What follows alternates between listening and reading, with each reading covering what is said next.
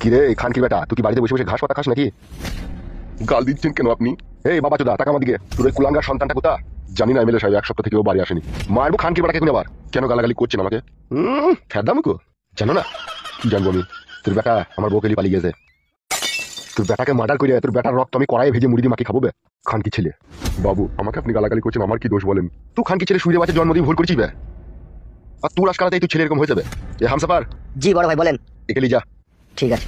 আমি কোথায় যাবো এমএলএ সাহেব? কোথায় যাবি কি না যাবি সেটা আমি দেখে দেবো, আয় আমার সাথে। আমি যাবো না। কি বললি খান কি ছেলে? খান কি ছেলে বলছেন কেন? মারবো বড় ভাতের বেটাকে কোনে আবার হলের বেশ মাথায় তুলতে পারে। চালাবো বড় ভাই। তাড়াতাড়ি ওর সাথে জানালে পড়াটা শেখা করে শিখে দেবো। এটা তো জুলুম হচ্ছে এমএলএ সাহেব। জুলুম তো সবে শুরু বে। জুলুমে দেখেছিস কি তুই এখন? তোর ছেলে ফুটো আমার সোনার সংসারে আগুন ধরিয়েছে। আমার সৌন্দর্য রসে ভরা বউকে নিয়ে তোর ছেলে আজকে ঘরের ভিতরে আনন্দ ফুর্তি করছে। আর আজকে তুই ছেলে লিগে আমাকে বাথরুমে হ্যান্ডেল মারতে হচ্ছে আমার নিজের বই লিগে। তারপরেও তুই খান কি ছেলে বলতে চাচ্ছিস তুই ছেলে কোনো অপরাধ করেনি? তা আমি কি করবো আমার ছেলেকে বলো গা? তুই তো নষ্ট গুড়ের খাজা। আর এই খাজাকে আমি গলিয়ে গজা বানাবো। তবেই আমার নাম এমএলএ বিকাশ দত্ত। বুঝেছিস তো? জিন্ত অবস্থাতে তোর সামনে তোর ছেলের কলজি বাই করে মদে চাট করবো। তারপরে তোর কতটা জ্বালা হয় তখন বুঝবি তো।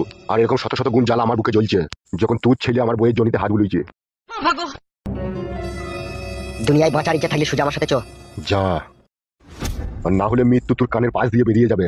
চো রে বড়া চো। যাবে ফেদা কপালি ছোড়া।